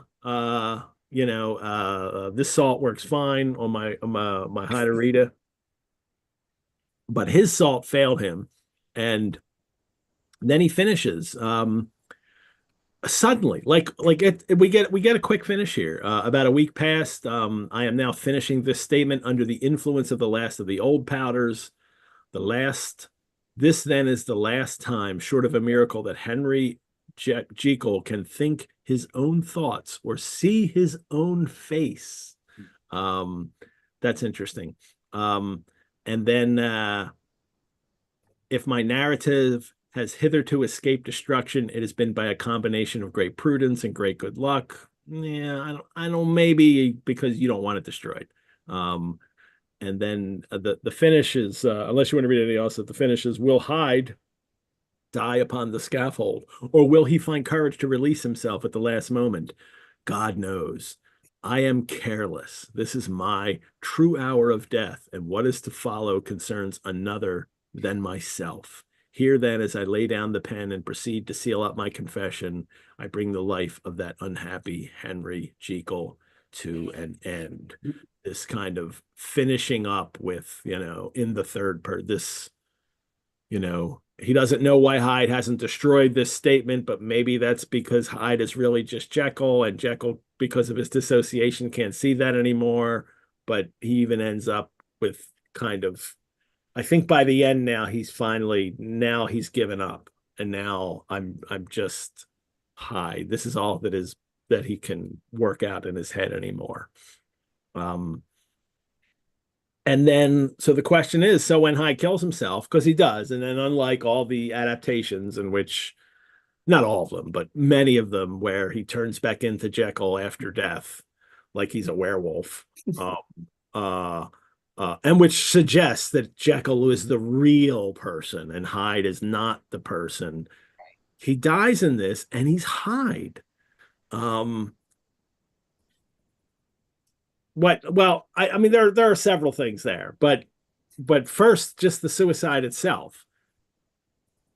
How does he kill himself? Like, not like in what method, but how does that come about when Hyde could just, why don't he just beat everybody up and run?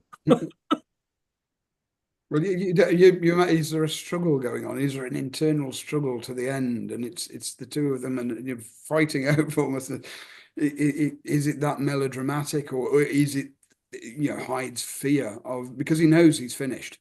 Because Hyde has already been afraid of Jekyll killing himself, and he has said that. So he says Hyde's afraid of me killing myself, but so he kills himself in the end. Is that like, out of spite? Like, I'll show you, I'll kill myself. How does it come about that Hyde would choose to kill himself? Is, I think, the question I want to know. I mean, all I can think about, it really is this fear of the way he says he has a love of life, but he knows, he's got the gallows in front of him. He's not going to get away. He's just, there's no way he's going to escape. He knows that Poole and Utterson are in the building. Yeah. He's locked the back door, and as we know, Utterson has men there with sticks. So he's Poole's there too, with this gonna break down every door. So yeah. Is it despair? Is it just despair in the end? Is it despair? This understanding that he's stuck down a cul-de-sac and that's it. There's no way out, and he'd rather do away with himself than have the humiliation of a public hanging. Although it wouldn't be a public hanging then, but he's still got this kind of ignominious end. But Jekyll would be afraid of that. Oh yeah. Hyde and this is why I think, because why does he kill himself? Because it's still Jekyll. Like, he can still make that decision. Like he might leap in at the last moment, but he doesn't realize that. But he's finally at the end now. He's made the complete jump that I'm Hyde. So he doesn't recognize that he is still Jekyll and would make that choice to kill himself. Is where I kind of fall in at the end. That's I like that reading. I mean, I have always just thought it's because that he's pinned in the end. I mean, it's just ultimately that, I don't know that the cowardice is the word to use for what it is, but like, he would ultimately rather go on his own terms than not. I mean, both Hyde and Jekyll, as I have always said, I cannot adopt the British pronunciation for some reason, but I mean, the two of them are united in their sort of like extreme stubbornness. They're given to us as opposites constantly. Like, it's a surprise reveal when Lanyon watches Hyde turn into Jekyll, but like, they're very, very similar in that they're both extraordinarily like truculent, obstinate figures in their own individual lives. The scales are changed. I'm sorry, my dogs have decided that they should also bring out their Mr. Hyde sides at this moment. Guys, chill. But the thing that, like, the story is like constantly, I don't know, negotiating is how similar are they actually? And here in the end, I think they both it sort of doesn't matter who it is. They both sort of would be admitting a defeat, and they both don't want to go down for whatever reason at someone else's hand. And they would rather, go on their own terms. Yeah. Bob in the chat says Hyde would rather die than lose his freedom. Yeah. That makes sense. There you go. Hyde. It's going to be, what is the point of going on, because I can't go on enjoying all these awful pleasures that I've enjoyed. What's I might as well just bow out now. Yeah. Because there is going to be the humiliation. There will be, will there be a trial? There's all this kind of stuff that both Jekyll and Hyde would want to avoid. In adaptations, he's frequently killed. Yeah. Mamoulian, in the Silent Barrymore 20, he commits suicide. He tricks Hyde into committing. Jekyll takes the poison, and then, Hyde doesn't know it, and then he turns into Hyde, then Hyde dies. But Mamoulian, he's shot because he's trying to fight them, and but that's kind of pre-code, so you're allowed by Spencer Tracy 41.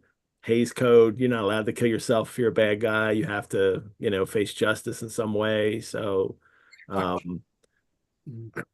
that he would choose to kill himself, I think, is an interesting choice for Stevenson to end it with. And I think that, again, coming back to the language, this is strong language for this period, that he uses the word suicide. Yeah. Very openly. There's not self-destroyer or the euphemisms that would often be used in this sort of literature. He uses the word suicide more than once in just a very plain form, which in itself would pull up a number of readers and who because the idea of it is shocking. The use of the word is still quite shocking. Well, the unhappy Henry Jekyll is no more. So what was it all about? Paul, Olivia, what was this experience reading this and talking about this in this way like for you this time? I loved it. It has been, I think I said on the first episode, it had been a really long time since I read Jekyll and Hyde. And I was struck at not only the elegance of the language, except for the line, if he be Mr. Hyde, I am Mr. I love that line. Which is the worst line and the greatest line ever written. It's so good and it's so bad. I love it. But aside from that, like the extreme elegance of the prose, and I didn't remember. I think I said that the first time I read it was like in junior high school, and the second time was in college.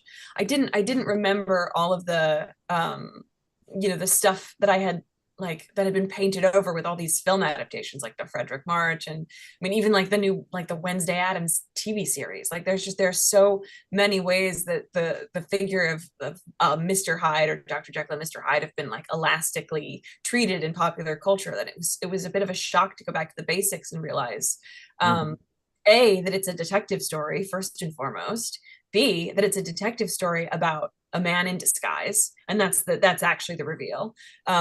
It's not even that he's two completely distinct selves. It's that there's a unified subjectivity and a performative subjectivity that is somehow exculpable for a period of time. And then all the ways I forgot that it was that it was told between multiple narrators. I knew that it was epistolary, but I had forgotten that it was sort of prismatic. There were all these reversely prismatic. There are all these different perspectives that combine to form the story of Dr. Jekyll and Mr. Hyde, just sort of how there are all these disparate forces that combine to form the existence of the entity we know as both Dr. Jekyll and Mr. Hyde. I had forgotten all of this nuance, and I was delighted to be treated to it again. These are my preliminary reflections.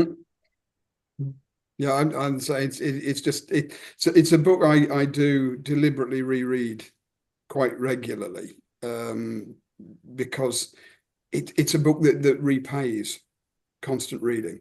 You read it differently every time. You see stuff. I mean, from what you've just said there, Olivia, the idea is just popped in where you say it's a book of multiple narrators. And then, as we've just been discussing, Jekyll himself becomes a multiple narrator on his own. Yes, yes. That's so well said. Because we've got so much, as you've been pointing out constantly, Ed, with the envelopes, it's this Chinese puzzle boxes. Yeah. Within this whole thing, and this is why you can go to it again and again and again, and just because, as you said, from when you're young, the films and the popular adaptations, they feed your perception, and then you go back to the book and this is just something else. And each time you read it, it just becomes a different book every time. Mm-hmm. It's an amazing experience, and it just, as I've made throughout this, my love of Stevenson just grows and grows and grows, and he's just it's such a good writer, and he needs to be pushed more and more, and just this one book, just read that on its own, and you get this. And I mean, you mentioned Markheim earlier. That's that story you can read again and again. Oh yeah, it's I think so good. you need to read it again and again, and I think it's the same with this. The constant rereading and a constant familiarity with it, but you can never become totally familiar with it because it's a book that's going in so many different directions. Right. It's been fantastic to be able to read it and then discuss it publicly. It's been a real privilege to do this. It's great. Couple questions at the end. Bob says, given all this, what does the potion actually do? Does it just facilitate the physical changes? Now I'm thinking, like, is the potion a MacGuffin? What's like, am I not supposed to be? I think that's what it does. I mean, it is just a device to, for him to make the physical changes. And he doesn't give us the exact science to it. One of the adaptations I just watched, the David Hemmings one, 1980, where like mescal is in it. And he goes in, and there's even like a formula on the board, which I would love to see. Like, what is this? Is this a real formula? But he doesn't answer those kinds of questions in it. But it is, I think, because it's a potion, then it makes it kind of a science fiction story, or a science Gothic story, which is I think where it rests for me. A science Gothic story masquerading as a mystery story, or a mystery detective story, but that it takes it out of the realm of the supernatural. Yeah. Is what it does, because there's a potion. This isn't a supernatural tale. Right. Well, I think I was in an earlier episode, I was attempting to make the distinction sort of between like an H.G. Wells version of science fiction and this. This is science fiction in the sense that it interacts with questions about science as opposed to the technology of science. Yeah. It's sort of philosophical questions, philosophical offshoots of these scientific discoveries at the time, as opposed to reckoning with the actual discoveries themselves, or the potential of scientific invention. I was rereading Vladimir Nabokov's really fascinating introduction to this in some early edition that they put together, and he was so derisive about it as a detective story. I was so aghast, because that was my first takeaway. Yeah. I could not believe that this story that I had read in my youth and as a college student had these elements. I wrote my doctoral dissertation on the detective in the 19th century novel, and specifically the detective as a performative figure, a figure who uses disguise and other performance conventions in ways that interrogate not only the act of sort of surveillance, but also allows surveillance to interrogate questions of Victorian performativity and theatricality. And like reading this, I'm just like, man, I missed out on a great opportunity. Because I mean, the reading of Hyde, the person as a disguise, is so fascinating. And the ways that Hyde is automatically this spectacularized figure, not only because of his criminal nature, but because of the sort of like nastiness that he performs. Like, it's so interesting that criminality and sort of like the gruff, ungentlemanly persona are associated with one another, when, the big theme in this novel is hypocrisy. And in my Broadview edition, there's this really wonderful appendix featuring an essay that Stevenson wrote on gentlemen, and how like gentlemen aren't gentlemen anymore. But Hyde is not a gentleman pretending to be, an absolute ruffian, a brute. He is literally that. And so the fact that the disguise is not a disguise in the sense that it's not concealing anything great. It's not a distinguished gentleman pretending to be this sort of brute. It's just the fact that both of these figures are one and the same, and the disguise he's wearing is actually the worst one. It doesn't allow him to pass through society with his evil urges intact. It allows him to announce to everyone that he has evil urges, and that's what's so fascinating to me. Yeah. Well, thank goodness when you defend your dissertation, somebody didn't say, "Where's Jekyll and Hyde in this?" Yeah, that was great. That was great. Crushing. Yeah. Yeah. Now, it would have also been a real question to mess with me after years of mentoring the project. To have saved that one thing for the end. Sadistic. But it was not. It was not a sadistic process. It was great. Joyce asked, "Who really killed who at the end?" And my answer is, yeah. Right on. That's, because it does get blurred. And for me, Jekyll finally becomes the thing that he's been trying to dissociate himself with. And so, but it's still him. So that's why he can kill himself. Right. But Lauren Ann asks, but Jekyll kills himself at the end. So how can the true him be Hyde? Again, I almost feel like saying, yeah, because they're the same, and Hyde is me in a bad mood. It doesn't make that a different person from me. It's still me, and the truth is, I still have control, and I still make the choices. I don't think Hyde can kill himself. I think Jekyll can kill himself. But it doesn't mean that's the way it is. It just clearly, people can think Hyde can kill himself, and can show that in the text, I'm sure. And then Claire, this last question, then again, was execution inevitable for Hyde for killing Dan? She says, how could Utterson, knowing what he finally knew, bring his former friend to the law with no way to prove Jekyll's claims about the potion? I think Jekyll knows that he's never going to get hung. He's only going to get hung as Hyde. So nobody has to do anything. Hyde was the one that killed Carew. So Jekyll's not necessarily afraid of him being hung if I'm Jekyll. He knows he can't be hung if he's Jekyll. But he will be hung if he's Hyde. That is inevitable. Murderers are always, no, because some of them are locked away, as insane at that time, and that had been happening in the 19th century, but this probably wouldn't have been that. So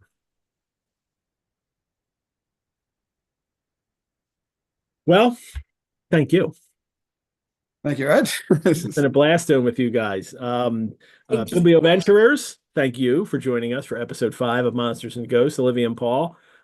This has just been great. Olivia, I'm going to see more of you. You're going to come along with Christmas Carol. Paul's like, this season. Yeah, Paul's not going to continue with Christmas Carol. That's not his fave. And that's okay. There's no judgment.